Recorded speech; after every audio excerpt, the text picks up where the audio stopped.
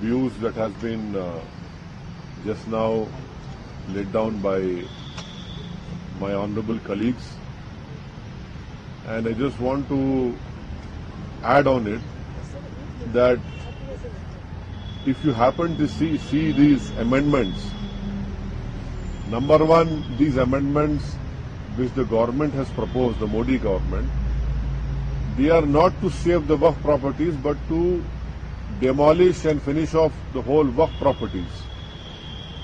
These amendments are not being brought to strengthen the Waqf board or to remove the encroachments on Waqf properties, but to reward encroachers. And thirdly, according to the Islamic principles and law, Waqf is like a prayer for Muslims. It is not a physical prayer, but it is a prayer for us. By bringing these amendments, you are denying us our prayers. So this is the whole intention of the government, to superimpose the Hindutva ideology on the Waqf board. So we condemn this, and the behavior of the chairman today, he has not even allowed members who have to move their amendments. If you see the parliamentary proceedings, the speaker always names a person, are you moving your amendment? Yes, sir. Then 1 minute is given by the honourable speaker to explain why you are moving the amendment.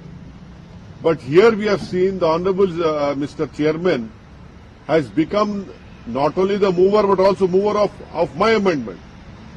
And then he's raising his hand to oppose my amendment. This is a joke. Give the announcement. Rejection. My amendment, I am not moving, he is moving. And then he's raising his hand to oppose my amendment. And then he say, okay, he's the mover and the opposer. He counted himself. So he's a mover, proposer, everything has become. So this exactly shows us what government is doing. And if you see the amendments that have been moved by the BJP and by the allies, they are obnoxious. They are not to save the Waqf properties, I say.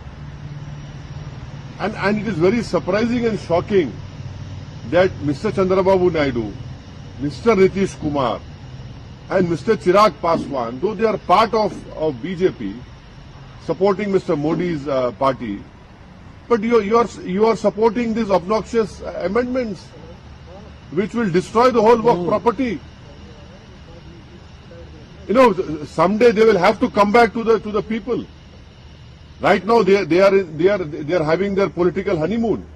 But as you rightly know, that this great country of ours has seen many political honeymoons. And then you have political lunar eclipse, solar eclipse will happen for them also. I am very surprised and shocked that all these three allies have supported these amendments, and we strongly reject what has happened today.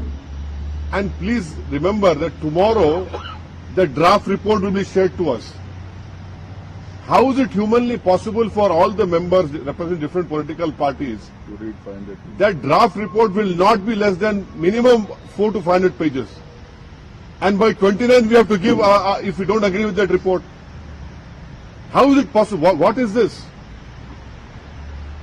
You are making a mockery of the parliamentary system. The reason standing committees or the joint working committee has formed is because in the parliament you do not get enough time to speak on every clauses, but that is why a committee is formed. And even in that committee, you are superimposing on us, you are pushing us to the wall. So this whole behavior of what has happened today and what has happened in the last 6 months, it is completely uncalled for. It is not good for a democracy. And as I have said earlier, this bill, if it becomes law, this will be an interference in the Muslim personal law of Muslims. This will be weakening our pluralism and diversity of our country. This will be a great attack on Article 26 of our Indian Constitution. So these are the important points. And throughout the country, as far as the Muslim community is concerned, everyone has rejected this proposed bill.